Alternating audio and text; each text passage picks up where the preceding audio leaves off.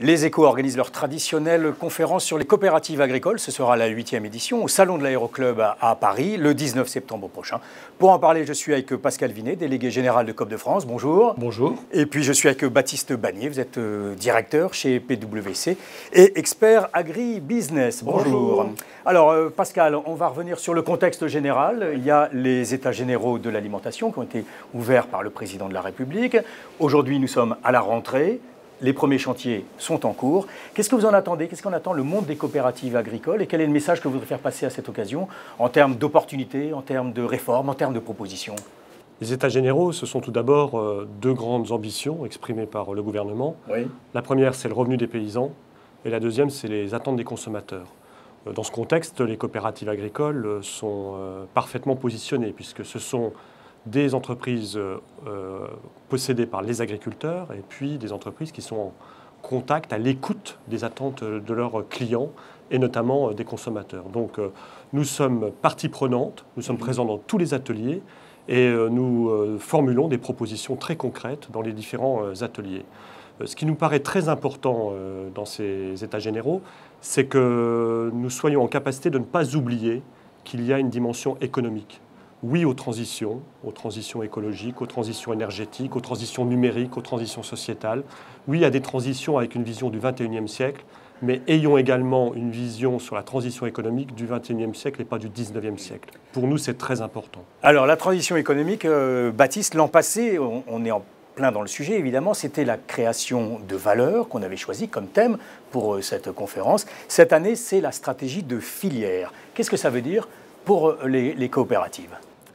Ce que ça veut dire, c'est qu'une filière et la structuration de filière est une des solutions, alors parmi d'autres, qui permet de répondre aux difficultés du secteur, Oui. parce qu'elle apporte de la valeur finalement à l'ensemble des maillons, en associant, en mobilisant les différents acteurs de la chaîne autour d'un projet commun.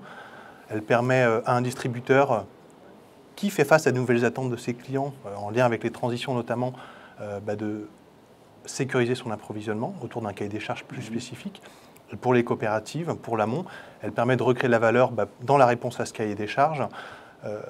Et par ailleurs, comme la filière souvent s'engage dans le temps, sur du moyen, du long terme, elle donne de la visibilité, de la perspective qui permet de donner du temps pour faire évoluer ses pratiques et également pour le cas échéant investir. Donc c'est vraiment une stratégie qui crée de la valeur pour tout le monde et qui est tirée par les besoins du client, ce qui est un élément fondamental. Alors, ce qui est intéressant, et on le dévoilera en exclusivité lors de cette conférence des Échos, c'est que, comme tous les ans, PwC, vous faites une étude consacrée donc à cette fameuse stratégie de filière. Exactement. Donc cette année, nous avons choisi, au travers d'entretiens réalisés avec une vingtaine d'acteurs, Oui. qui appartiennent d'ailleurs aux différents maillons de la chaîne, donc des coopératives, mais également des transformateurs, des distributeurs, d'identifier auprès d'eux les difficultés, les facteurs clés de succès qu'on peut avoir dans la structuration d'une filière, autour de 4 grands thèmes que nous détaillerons à l'occasion de la conférence. Comment mieux comprendre, comment anticiper les besoins du client.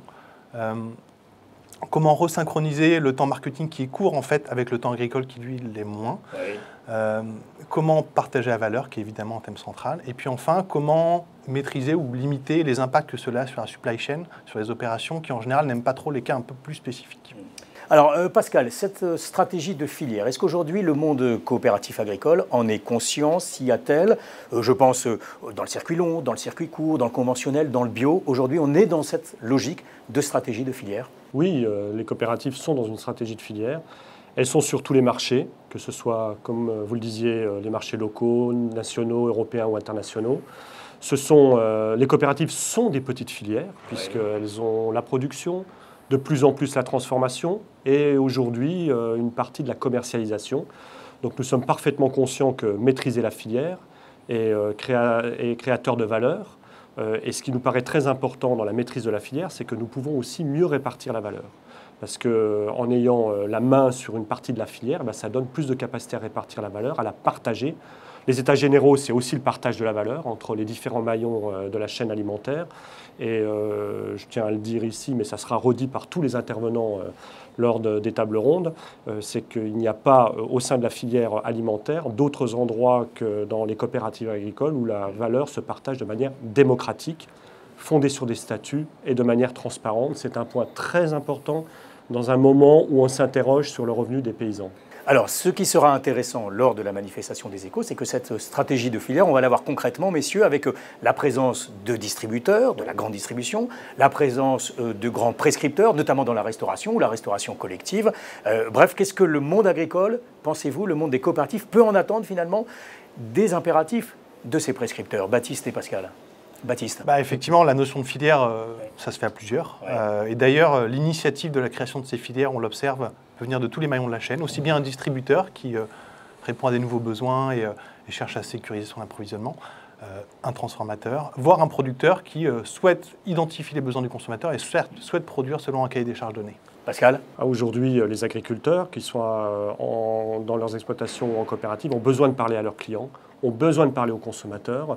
Et d'ailleurs, la coopération agricole, aujourd'hui, les encourage en faisant notamment la promotion des produits coopératifs, le consommer coopératif, parce que nous pensons que nos produits sont aussi d'intérêt pour nos clients. Ils vont y trouver des valeurs, ils vont y trouver de la proximité, ils vont trouver une relation avec les agriculteurs.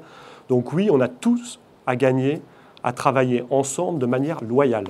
Allez, tous à gagner de manière loyale. Eh bien, ce sera rendez-vous donc le 19 septembre, si vous voulez bien, au Salon de l'Aéroclub à Paris pour la 8e édition de la conférence des échos sur les coopératives agricoles. Merci à vous, messieurs. Merci.